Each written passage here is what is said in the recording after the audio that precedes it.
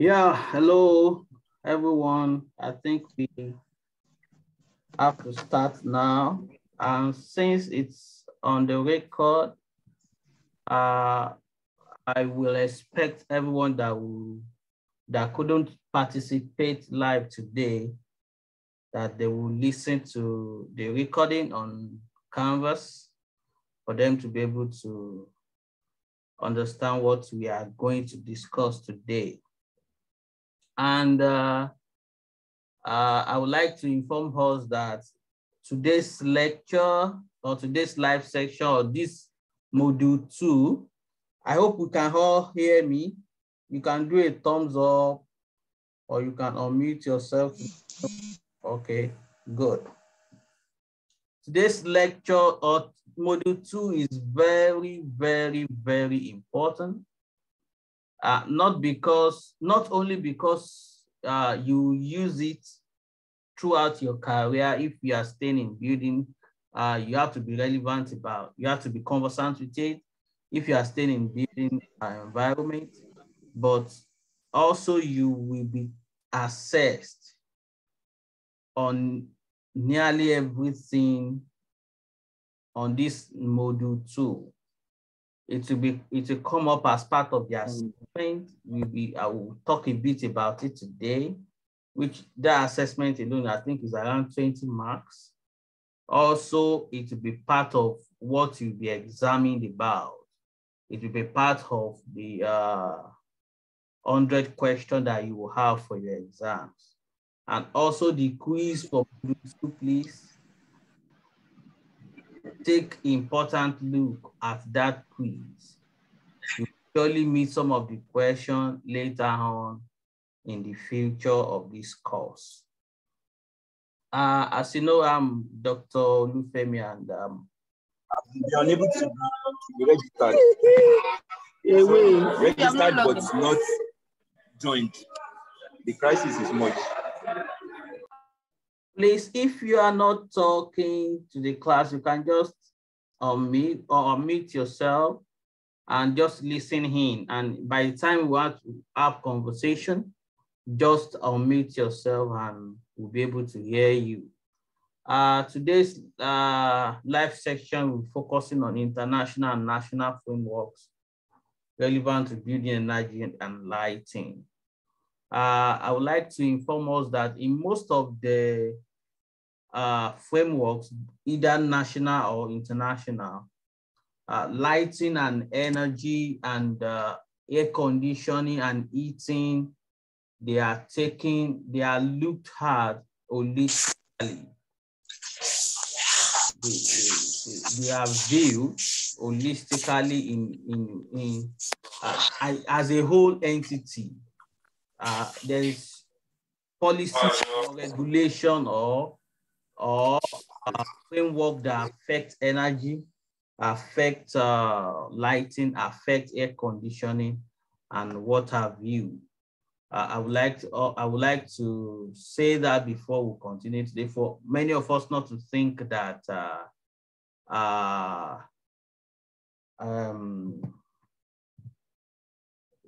there's difference, but if you are looking at it from the policy angle, they don't treat each of them separately. They treat them holistically. And as we move on into this live session, as I've said, we'll be focusing on international and national frameworks relevant to building energy and lighting today. Today is about 2 parts. You've listened. I've uploaded the lecture slides. Today is mainly like a tutorial where we'll be able to ask questions, where we'll be able to collect feedbacks, and we'll be able to learn together. The lecture is in 2 parts. We looked at international frameworks and national frameworks. Before I go into the details of the model, I would like to announce to the class that opportunity for anyone, especially those living in locations where internet is not strong enough. if you are interested to join us. Sorry, I think I didn't remove the audio.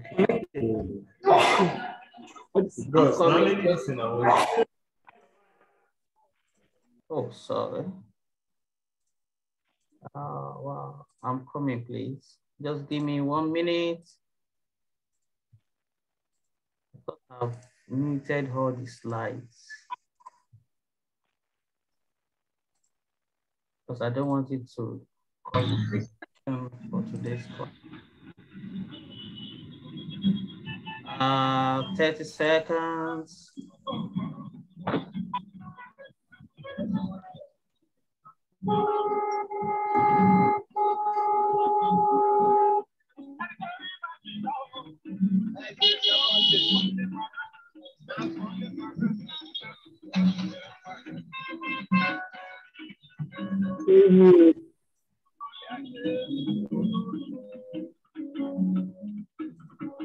Let me mute yourself now.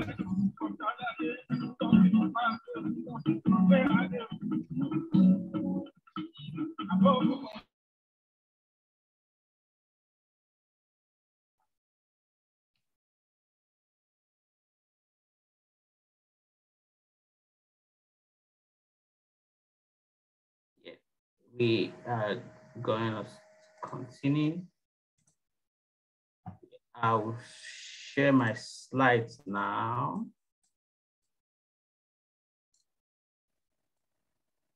I'm sharing my slide right away. I believe we should be able to see.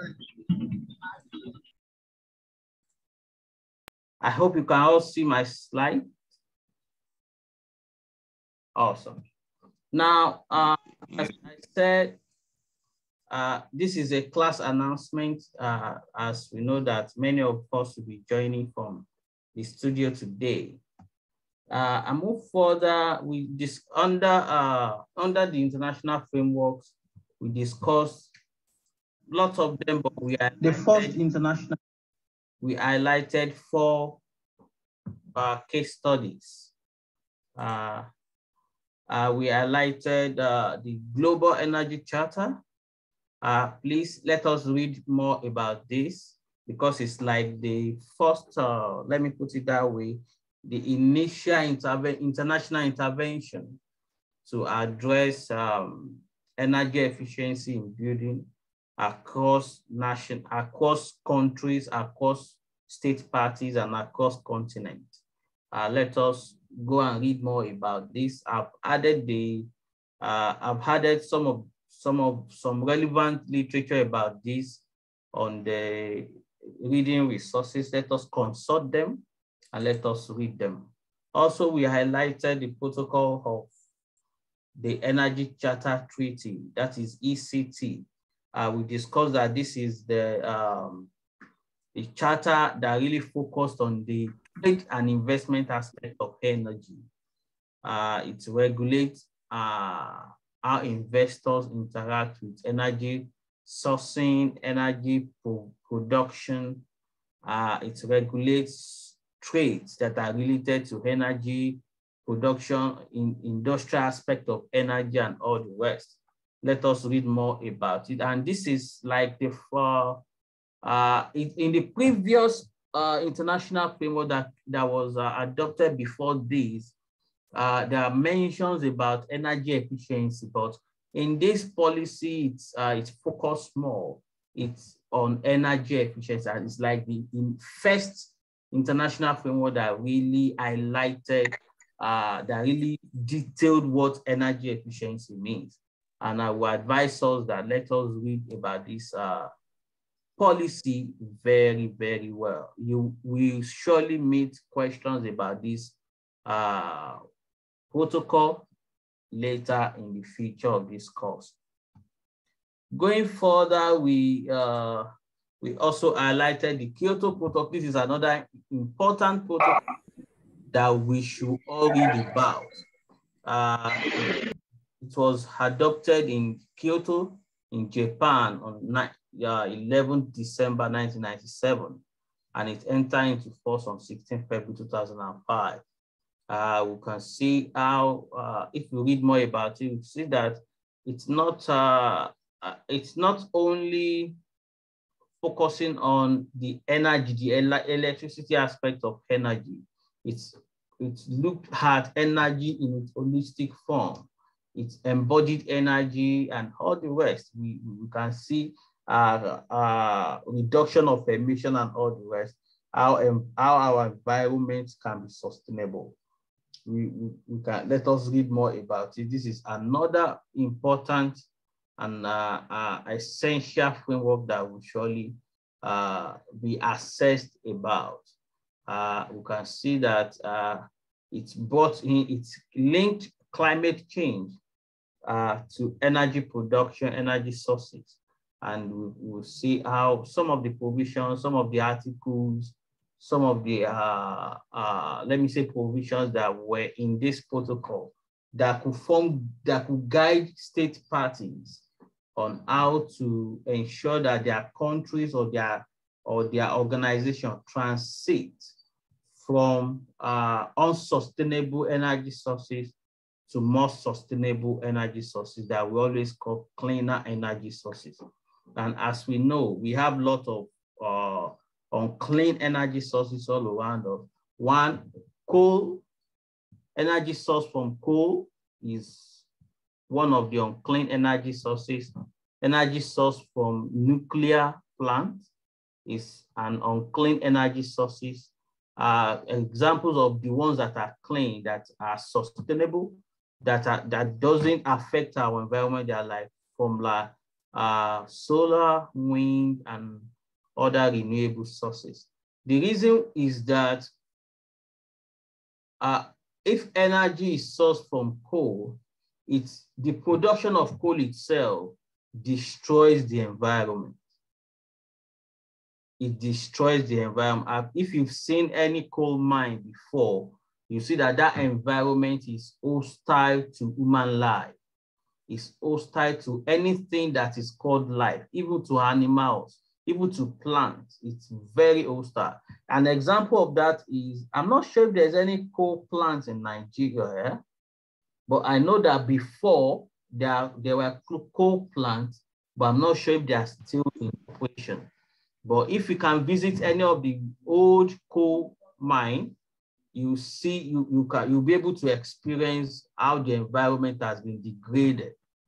An example is if you go to Eweko in Ogun State, where they produce cement, you will see how the production process of cement is hostile to anything called life, to the flora and the fauna within that community. Those places are not really easy for anything living to dwell there. That is why those kind of energy production are being discouraged all around the world. Even now in some countries, it has been outlawed. Coke cannot be mined again. That's in some countries, it's not possible again. But in some countries, that especially in developing countries, we still have some countries that still relies on some of this destructive energy production. The reason is for them to transit to renewable sources, it could affect the growth of their economy. That is why we have to, those countries are advised to gradually transit away from destructive energy sources, not like developed countries that they have a way to pushing their economy.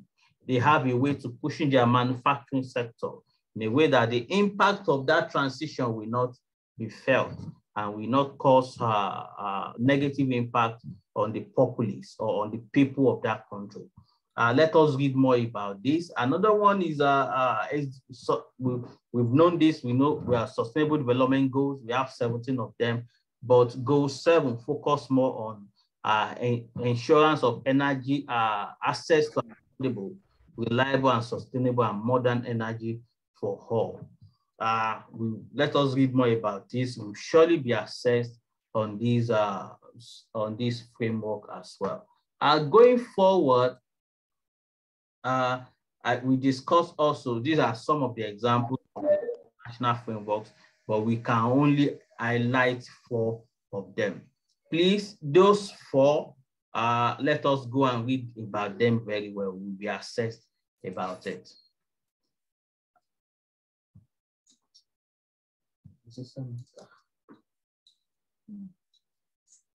Going further, we also highlighted, we talked about the implementation, challenges to implementation of international frameworks. We talked about how states, they don't want to, they're anxious about their sovereignty.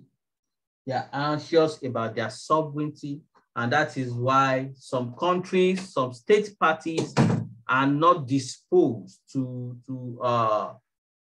adopt, to domesticate international frameworks in their country, because they believe that by the time they domesticate that, international organizations like ICJ, International Court of Justice in The Hague, United Nations, they will have some regulations that will be binding on them. And through that, they are ceding their power of sovereignty to the international organizations. That is why some countries, even right now, not all countries are signatory to the United Nations framework, but gradually some, like Nigeria, is signatory to it. And that is why Nigeria itself needs to make deliberate intention and take deliberate steps to ensure that energy sourcing in Nigeria is clean and sustainable. And another reason is because energy security is an issue that is influenced by realities within the state parties. Energy security in Nigeria is different from energy security in Australia. It's different from energy security in Ghana, it's different from energy security in South Africa. That is why some countries, they exercise their power, their legislative power, to legislate what energy security means for them. And by the time they do that, there can be an international standard again to define what energy security means. That is why in Nigeria, they will believe that in Nigeria, they believe that if you have access to electricity for like 1 hour or 2 hours in a day, that is still good. But if you look at it from international standard, that is not encouraging. That is not a progress. That shows that nothing has been done to ensure that everyone has access to clean energy, to electricity. But if you define energy security based on Nigerian standard, that is a progress. But at the international standard, that is not a progress. That is another issue. Now, with the recently, I think in Glasgow, more work was done in this aspect to standardize what energy security means and make it binding on state parties to reflect that definition in their countries. That is why some countries, they are really making effort now to ensure that their energy production is clean, to ensure that energy sourcing is clean, transmission of energy is clean, and all the rest. We can read more about this. And also, other reason is failure to establish meaningful renewable energy commitment. Now, there are international frameworks that are encouraging countries to transit into renewable energy sources. There are no targets. There's no set years to say, okay, before 2050, all countries transit, all countries have to stop using coal energy, stop using nuclear energy. There are still developed countries all around the world that still rely heavily on nuclear power plants. Some countries that they are shutting down their nuclear power plants. South Africa is one of the countries that are still heavily reliant on nuclear power plants. United States, they are still reliant on nuclear power plants. Australia is reliant heavily on nuclear power plants and coal power plants. But countries like Germany, Netherlands, they are shutting down their nuclear power plants for them to transit into renewable energy sources. Even I understand that in Germany, in some part of Europe, renewable energy sources supply more energy than non-renewable energy sources. That is a way to transit into renewable energy, not like Nigeria that will still rely. I know that there are still some solar farms, wind turbines that are coming up, but they are still piecemeal. But over the years, I believe that Nigeria will be able to rely solely. We have more energy source coming from renewable energy sources. Now, our first think tank today is about this data. I didn't have access to 2020 data about these about Goal 7, but I have access to the data about Goal 7 to 2007. That's why I plucked this data from this graph from. Now, one of the facts that we have, I mean facts that are backed up by evidence, that are backed up by data, is nearly 9 to 10 people now have access to electricity, but reaching the unserved will require increased effort. Now, I would like to read for us, more people are using electricity than ever before, with the proportion of the global population having access to this service rising from 83% in 2010 to 87% in 2015, then accelerating to 89% in 2017. A gain of 1 percentage point annually in the past 2 years. Still, 84 million people are without this essential service in 2007, and most of them are in sub-Saharan Africa. Now, if you want to define sub-Saharan Africa, you pick Nigeria. Yeah, this is the blue up. You pick Nigeria, Ghana, Togo, Benin, Mali, Democratic Republic of Congo, that area in Africa. Now, this is what we are going to reflect on. We can see this graph. Now, when you see this graph, what are your reflections? What are your thoughts? Now, if you want to, this is a conversation period now. This is time to discuss. Please unmute yourself and let us have this discussion together. When you see this graph, what are your thoughts? What do you think about it?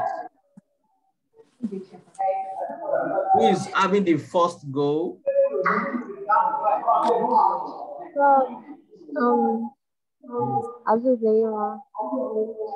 Neemat, please can you mute? Speak louder. Who is taking the first? Who is having the first go?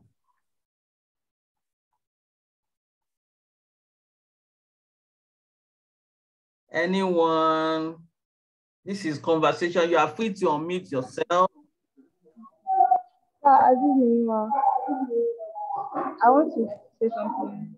Okay, can you a bit move further away from there? Because I think you are within people that are listening to the same thing that you are listening to. That's why I'm having some feedbacks.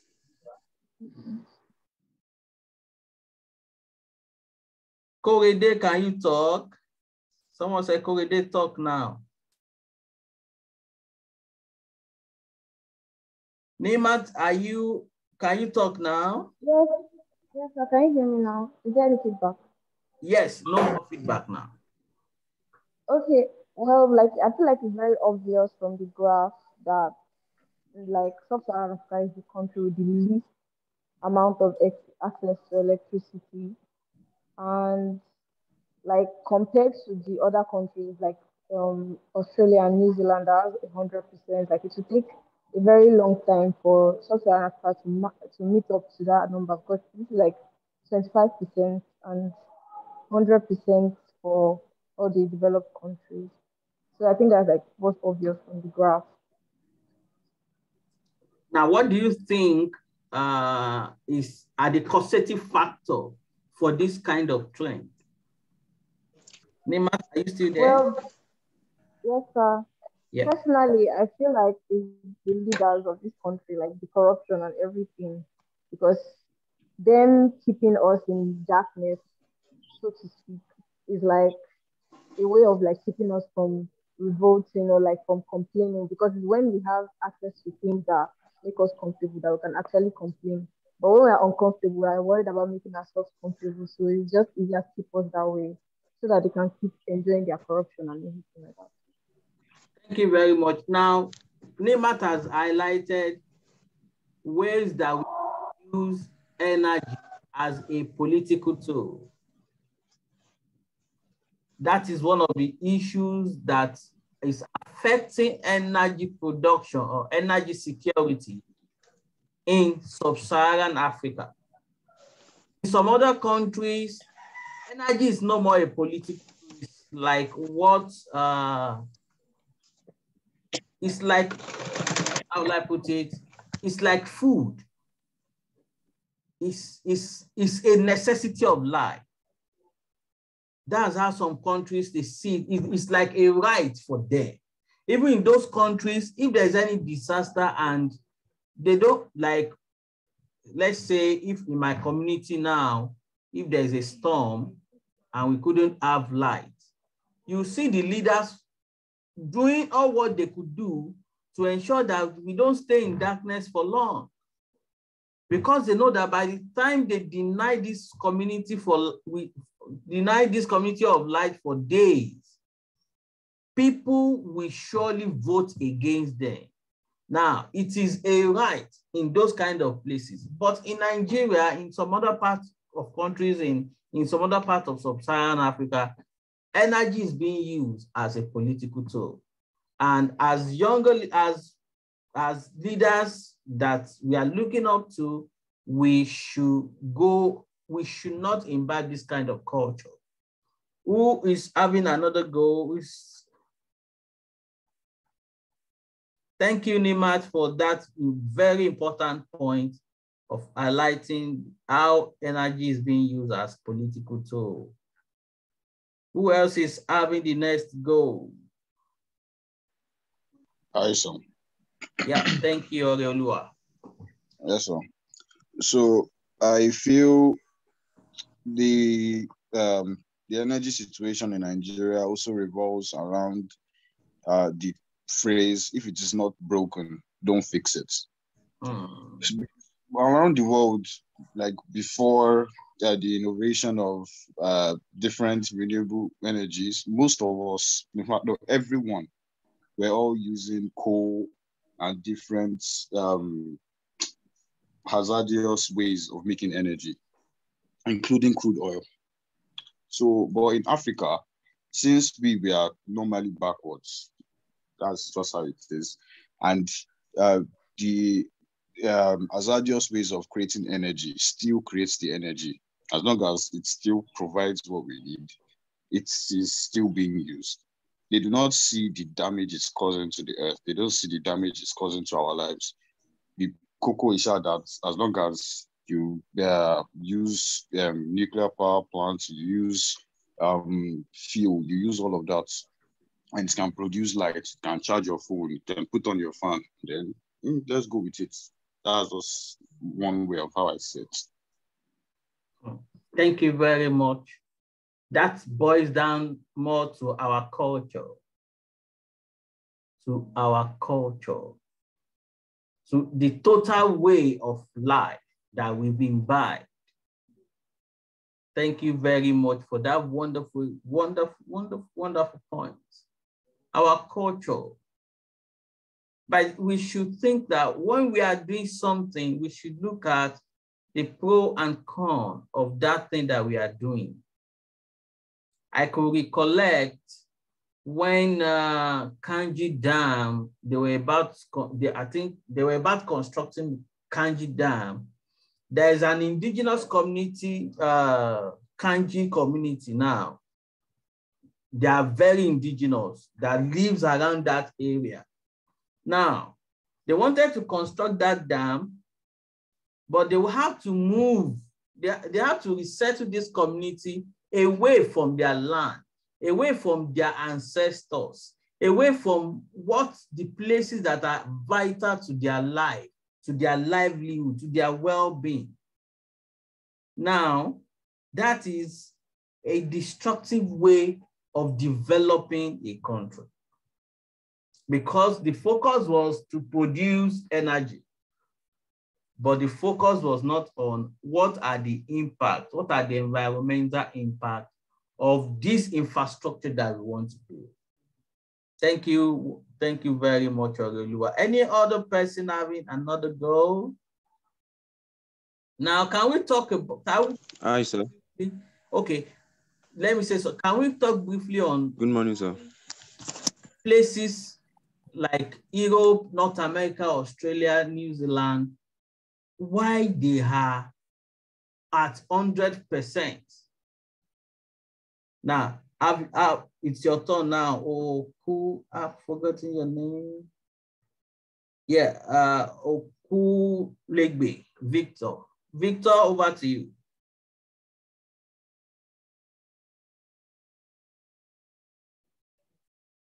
Victor. All right, sir. Yeah. Good morning, sir. Good morning. I was actually about to point that note out before you mentioned it, sir.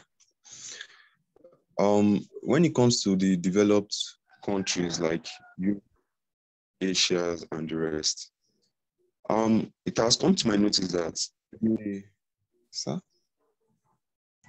Yeah, I'm listening. Can you hear me, sir? Yes, we can. Okay. I believe we can all hear you. To my notice. Okay. It has come to my notice that what actually really works for them is their regulations. Their regulations are actually completely controlled by the government.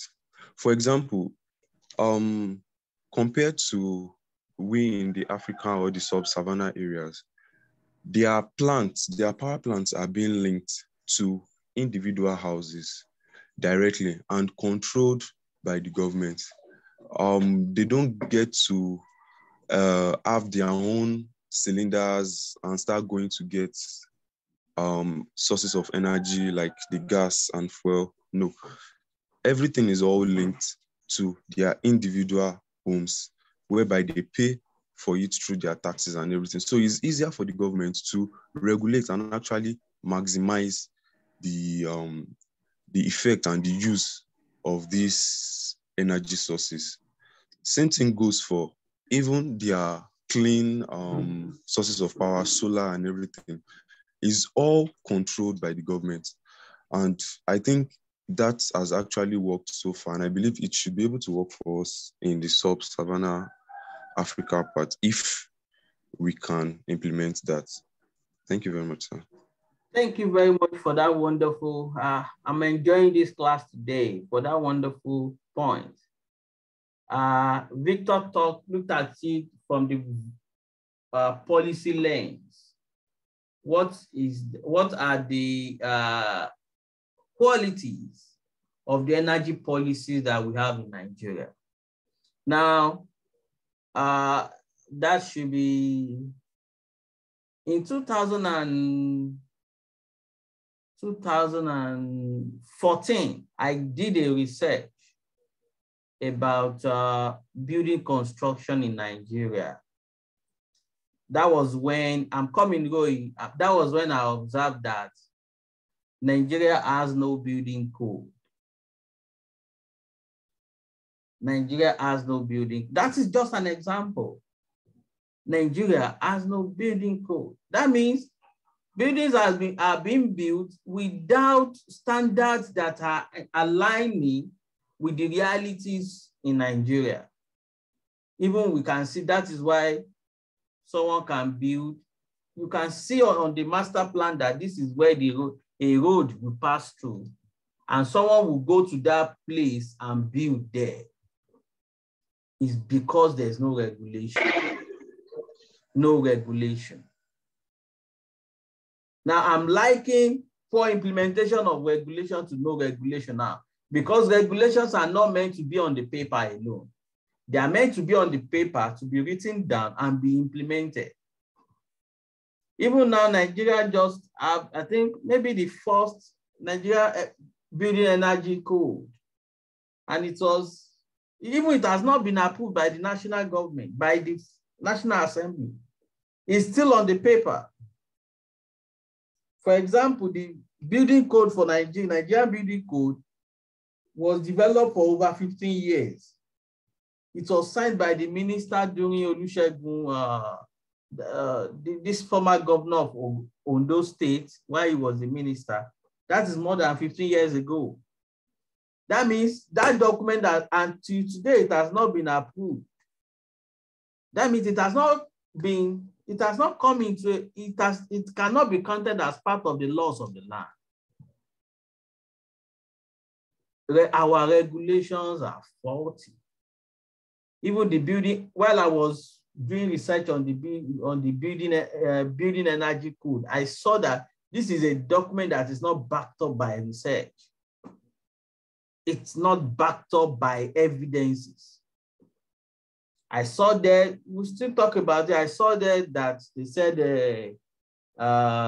building energy calculator. What is the calculator? I searched online, I couldn't see the calculator. How does the calculator work? It's not there. How the data generated by the calculator, how is it being interpreted? It's not there. No evidence, no research. Maybe some government official just gather together, form a committee, and they wrote a document that they are not calling building energy code for the whole Nigeria. That is why many of our policies are faulty. Let me stop there. I'll give the table now a chance for Roy. Roy, over to you. Okay, good day, sir. Good day, Mr. Roy. Sir, I believe, you see, for energy saving and progress to actually be made, you see, one thing they do in countries abroad is you have to make sustainability attractive. I get me, sir? Yeah. Now, when it comes to, in Nigeria, we don't do anything except we are forced to. You go and do your NIN because you are forced to. You go and register, you vote because you are forced to. As long as we're given options, we won't do it. But you see, when you make something attractive, regardless of the person or the country, we will go for it. Now, when in US, they say, okay, let's move to sustainable energy. What does the government do? Their policies affect it. They say, okay, you have less tax for companies that support sustainable energy. I get me. It's just the same way they do politics abroad. Now, for companies that support politicians, you give them less tax. You want to fund scholarships. Companies that give scholarships to students, you give them less tax. But as long as we don't make it, we don't have policies to make energy saving attractive. What is the point? If you can tell me that, okay, I'll build my house. Sorry, you get me, sir? Yes, I can hear you. Continue. Go ahead. If you can tell me that the cost of my building my house will be cheaper if I go with sustainable energy, nobody will refuse it. If you tell me that, okay, if I give back to the grid, that you'll have cuts in my taxes, so nobody will refuse it. But as long as we have a government who doesn't support anything, a government that is not thinking because nobody wants to progress, and a government that cannot see that, okay, we can make things profitable, regardless of corruption or not. I believe until we get there, we can't really have progress, sir. Thank you very much for that. Another wonderful thought. He has talked about it from the incentive side. We need to incentivize good behavior. We need to incentivize things that help the community. For instance, now, there are some buildings in Nigeria, there are people that want to build buildings that are off the grid, that even can supply energy to 2, 3, 4 buildings within their community. But they were not incentivized. But as Roy said, if government say, okay, now, if you build buildings that can still supply energy to the national grid, your tax will be halved. everyone, people that can do it will do it. More people will start doing it. In Australia, for example, if people that now they started this 2 years ago until now, for a 10-year gap, anyone that buys electric car, they are being incentivized. Their tax is reduced. Government still give them other incentives just to encourage, just as Roy said, to make it attractive for people to come into that aspect of life. For example, they are building, if you are using electric cars, even in Australia now, people that have cars that are using solar energy, they are being incentivized. If your house is using solar, you are being incentivized. Because the reason is, if they can get more buildings off the national grid, the less stress will be on the national grid. That means they will be able to supply energy to more people. Don't let me take much of your time. I yield to Franklin. Franklin, over to you. All right. Thank you, sir. Thank you very much. Good morning, sir. Can you hear me? Yes. Okay, sir. Those that made contributions, based on this question, they've actually highlighted some very salient points. I just want to add something little to what they've said. I think part of the reason why we face this very challenge in Africa is because, number one, the problem of bad leadership has always been there. But I think our leaders, our government usually fail to plan, like have a long-term plan. Like they don't really know how to set goals. All they care about is to, like, probably the short time they want to spend in power. They want to try to, like, take the glory for whatever comes out of it, not thinking about the future. And then secondly, I think lack of continuity also is a major problem. You have a government come up with a framework, come up with something that can actually help move the nation forward. And then before you know it, another government comes in and then try to, like, collapse everything. Now, take, for instance, look at this confab. Like, there was this conference that was held back in 2015 on how to, like, restructure the nation and many other things. And the present government came and then just decided to ignore all the good things that were said in that very conference.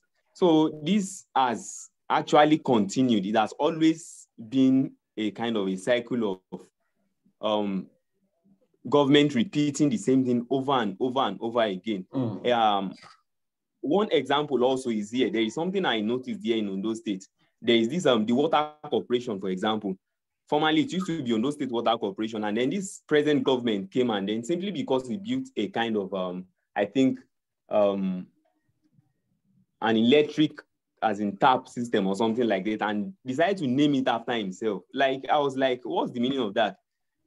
And then before you know it, when another government comes now, instead of building on that, it can decide to, like, destroy that and come up with something else. And then we keep on wasting resources every now and then. And that is why there is usually this case of abandoned projects here and there. Look at the Ajaokuta steel mill. And I think there are some other power plants projects that actually came up in the past. Where are they today?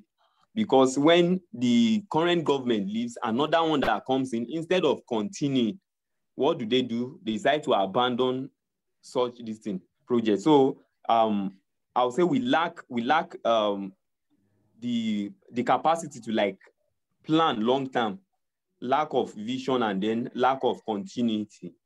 So I think those are the two major things I think I can add to it. Thank you, sir. Thank you very much.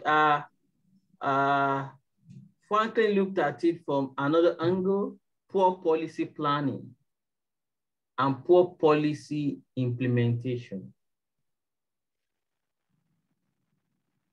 look at it, at the international level, the period of Millennium Development Goal came. That period, it was set as 15 years. The president of United Nations that came and go, came and finished their tenure and go. None of them changed it. They've had that plan that when we finish, by the time it's 2015, we'll have to transit into another period, which is the period of sustainable development. Now, what the whole world will transit into after 2030 now has been on ground. They have been planning it as well. But in some countries in sub-Saharan Africa, policy instability. As Franklin said, this one will bring the policy. When it's no more in power, this one came and throw all the work that the previous person has done, throw it away and restart again. No, it's like a cycle. It's like if you are building a 10-story building, you know, you will start from foundation. It's like when you get to this story number 2, you destroy it. And you start again from foundation. You get to story 3, you destroy it again. Now, and by the time you now count the number of floors you built in 3 years, is now, okay, 1, 2, you've destroyed 1 and 2, you've destroyed 1, 2, 3. Now everyone is 10. You know, sir, I've built 10 floors now, but you've forgotten that you've destroyed the whole 10 floors. That is why there can be development. The same thing in the energy sector. The same thing. There was a time that I had connection with some key stakeholders in energy planning in Nigeria. That was 2016. One of them told me that there was a day that the whole Nigeria, from the public power supply, there is no supply of power. That anywhere you see power in Nigeria, at that time, there has not been any independent power plants, none. That anywhere you see power in Nigeria at that particular hour, that is from either generator or something else. That is not it. Can you think about it? If the whole national grid that was how he put it, he said the national grid collapsed. If the whole national grid of a whole country could collapse, that shows the level of inefficiency in our energy planning and energy management. I can see more hands up. Olufemi, over to you. Good morning, sir. Good morning, Mr. Olufemi. Yes, sir. I just want to mention some points that are really affecting our power sector. One is our poor maintenance culture in this sub-Saharan Africa. It does not only affect Nigeria alone, but even almost the whole of Africa. That poor maintenance culture.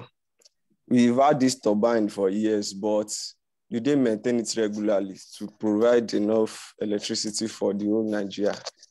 Is it in a good working condition? Yeah. Over the years now, they've built some turbines, as Franklin has said, and there are no more. And now they are still building more. Yet they fail to maintain the one that provides most, that one at Kanji. They fail to maintain it to its full capacity. Also, another cause of all this is recently they privatized the power sector of Nigeria. Now, most power holding companies now belong to private holdings. And now they charge Nigerians at high rates. They charge Nigerians for high rates. For less hours they bring lights, they will charge us anyhow. They will still bring bill, and the bill is suffocating Nigerians. And now some people have resorted into buying into usage of solar panels. Some people are using solar panels. some people are using gen to suffice for lack of electricity. And you don't know that these gens we use, they burn fuels anyhow, and it's not good for our health. And as well, we are also burning, as we use fuel, they increase fuel prices again, as well as suffocating us on the other end. And now, if the government now says they want to make electricity good, they want to give us enough hours for electricity now, to buy it back from the private sector, they've sold it to be hard, because those ones, they see the gains on it and they don't want to sell it back to them. So it's a very, very difficult process to restore good electricity to this part of Africa, or let's say this Nigeria. But it's not something that is impossible, but it's a very tedious process, and it's not something that can be done within one term, that is 4 years. It cannot be easily done within 4 years. So I think the problem is based on the government, as well as based on our own selfishness as well. You're very correct. Yeah, what you said, I want to link it with what Roy, I think someone said, I think it's Roy that talked about make sustainability attractive. That is just it. That is just it. Like there was a time that was the period that they just started this digital electricity metering. I think that was around, I think it was during my bachelor's. Then, if you don't have electricity for a whole month, you will still pay for electricity. Now, that's not incentivizing. That is making it more difficult for people to use the digital meter. And then many people didn't subscribe for it. Now, government now resorted then to a policy that like forcing everyone to come on to start using digital metering. And I'm sure till today, not everyone is using it. We need to incentivize good behavior. And as you said, the problem of energy security facing sub-Saharan Africa is difficult, it's complex. Agbo, let me yield to you. Let me give you 2 minutes because of our time. I really enjoyed this class today. And I can see, sorry, before Agbo will talk, I can see some of the whole class. I can't see their video again. Where are they? Where are they? Where are they? Where are they? I saw their video not long ago. Okay, Agbo, let me yield to you. Over to you. Okay, good morning, sir. Good morning. Okay, I just want to contribute to what everyone has been saying. And then there is one thing I want to also point out. And I think it's a key salient part of why we have a poor sustainable development in this country in particular.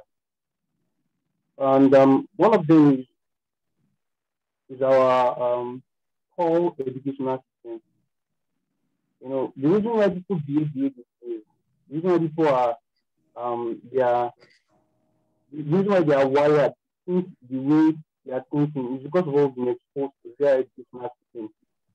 And even our leaders perceive that we think or we are hoping they will be the ones to bring this sustainable goals to us. If I'm not mistaken, I think this sustainable goal came in 2015, and there are about 17 of them. And the leaders per se is because they don't really understand the importance of this sustainability we all talk about. Many of the people that have this at hand that really understand this thing are people in the academia world.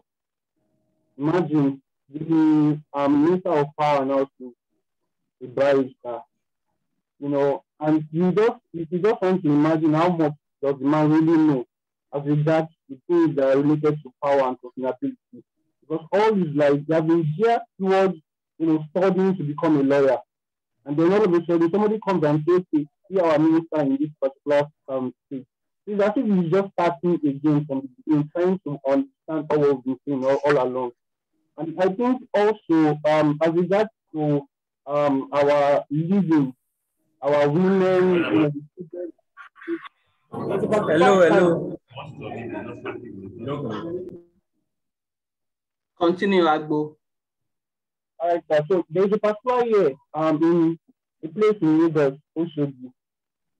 There's a particular year the governor came, working with a particular team, and he came to restructure because there were a lot of damages that were being done there, and a lot of emissions from the trees and people selling there, the children under the bridge there smoking and the like.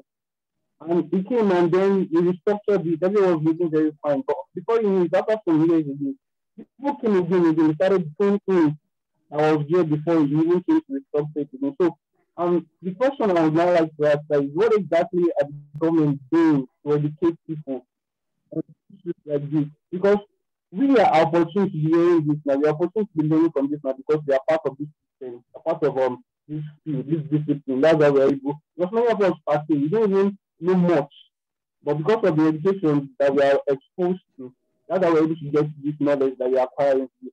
How about students that are out of school today? How about students, that have funding, students that they don't have they don't have anyone to speak up for them, and they don't understand these things we talk about. They will still keep dragging us back, not as much as it has. I don't have to trying to go forward. So sir, my contribution is education, sir. God, we need to be really educated. As someone that is aspiring to get a degree in a particular field for as a nation as a whole. And I think in getting this understanding would help our sustainability goals. Thank you, sir.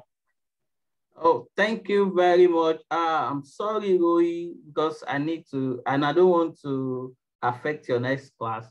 Even I will have to thank you, Mr. Agbu John, for that another lens that you used to view the challenge of access to electricity in sub-Saharan Africa, from the part of education and research, from the part of research and development. Thank you very much. I would like to skip the next think tank too, because I want to, we talk about, please let me, okay. If you won't take anything out of this class, out of this live session today, please take what I want to say now. Take it very seriously. One, go and read very well about Goal 7. You will be assessed on it. You will be assessed on it. In your exams, you will be assessed on it. And also, go and read very well the Nigerian Building Energy Code. This one, your assessment 1 is about reflective learning. Assessment 2 will be on this. Assessment 3 will be on another part. We'll talk about that one later on. Your assessment, one of your assessment, which is 20 marks, is a group work. The whole class will be divided into a group, into either between 12 and 16 groups. That means it will be like 3 or 4 people in the group. And in a group, and you will, now what you do is, I'll still supply us details, but for us to know now, I'm preparing yourself, you look at the Nigerian Building Energy Efficiency Code, and you will write on this group of principles. And I will supply you details. Some group will write on management principles, some group will write on implementation principles, some group will write on strategic principles, some group will write on design principles. And the details of that assessment 1 is reflective learning, as I said. Assessment 2 is about this. Assessment 3 is about a problem scenario. We'll talk about assessment 3 very soon. Later on, possibly by the time possibly in 2-3 weeks time, we'll talk about it. But your assessment 1 and 2, details about your assessment 1 and 2 will be released before, today is 16, it will be released on Canvas. So when are you going on mid-semester break? Can someone respond? Next week, sir. Next week.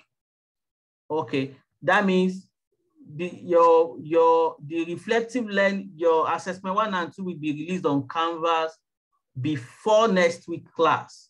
That means next week there won't be live session, but the module for that week will be available on Canvas. That means it is for you to consult, to engage with the module on Canvas.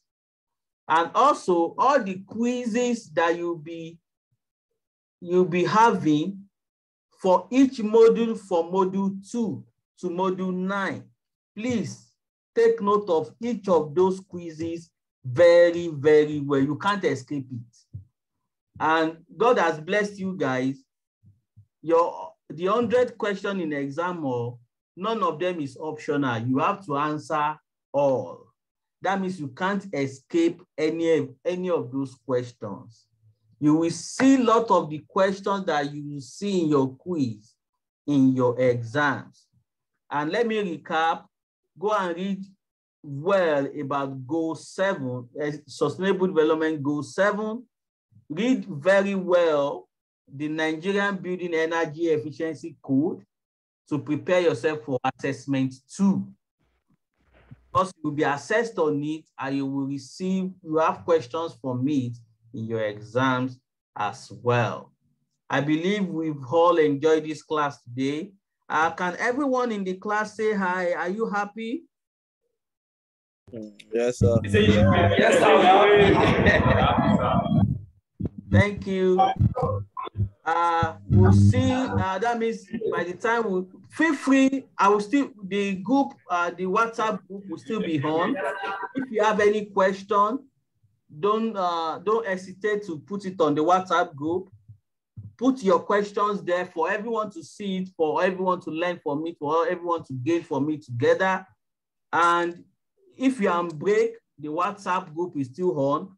You can send me questions, and I've promised you, and I think I've been able to keep to my promise. You will have a response within 24 hours to when you post your question. And I've been able to respond in real time to some of your questions. Please, the modules will still be available on Canvas.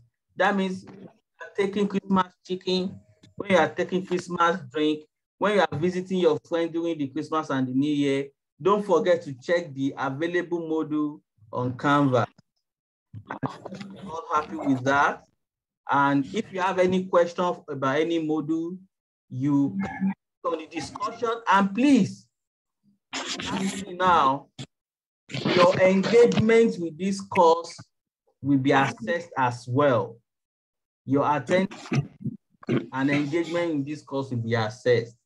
And the best 3 people that has the best engagement on this course have informed you guys with word from me. And please,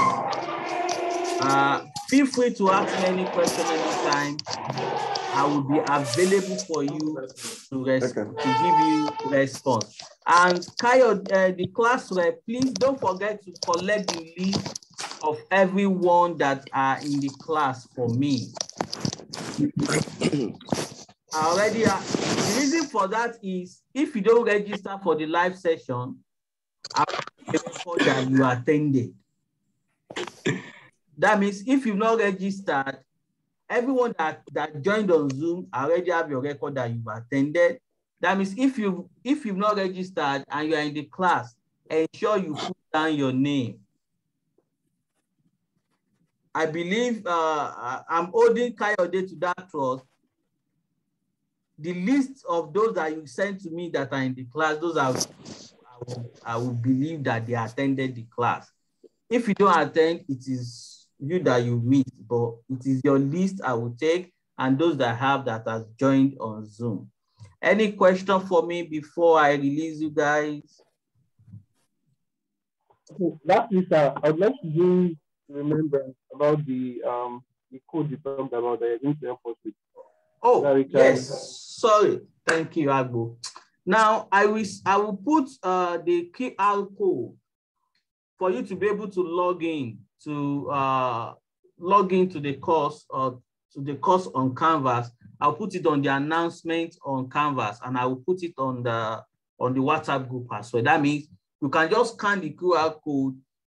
Please don't scan using your camera. You know, there's a way you can, if you are using an iPhone, you can just point your camera to it and scan. No, download the app, download Canvas Student. When you download Canvas Student on the app, that is when you'll be able to scan the QR code. By the time you scan the QR code, it will take you directly to the course. I believe you get me. And that will address some of the challenges that some are having, that, okay, it's not recognizing my password, it's not blah, blah, blah. Please follow the QR code. And if you don't have any issue, you can just continue the way you are assessing the course on Canvas. But if you're having issues with that, you can just use the QR code and join and access all the modules straight away. Any other question? Thank you very much and have a wonderful day. And Merry Christmas to everyone and Happy New Year in advance. Oh, Franklin, you want to say something? Yes, sir. Yep. Yes, sir. Hello, sir. Can you hear me, sir? Yes, I'm listening. Yes, sir. While you were giving the announcement, I had a network issue here, which I don't know if there's any other person that had similar issue. So what I'm just trying to request, sir, is if we can get some of these announcements in writing, maybe probably like a kind of a post that we can maybe start on the group, sir. Okay, this is what I'll be doing now. Any announcement I have on the Canvas, I'll be copying it and post the same thing on the WhatsApp group. Okay. Thank you so much, sir. Yeah, but you know that you still have to access the Canvas, because you won't be able to access the quiz on WhatsApp. You won't be able to access modules on WhatsApp. But I will be posting any announcement I put on the Canvas. I will be putting it on WhatsApp group. Now, I believe. Okay, thank you so much, sir. It will help us to follow up like more effectively. Thank you, sir.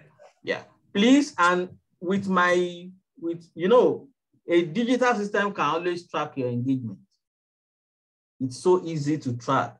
I have lots of people that they've not engaged with module 1, even the orientation. They only created their account and enrolled on the course. They've not engaged with the orientation class. They've not engaged with module 1. They've not engaged with module 2. Please, if you are in that category, go and make address, because by the time your assessment is gathering, and I won't want anyone to have poor marks in this course. Thank you very much and have a wonderful day and enjoy your mid-semester break. Merry Christmas and Happy New Year to everyone. Bye, everyone. Thank you, sir. Bye. You're welcome. Bye.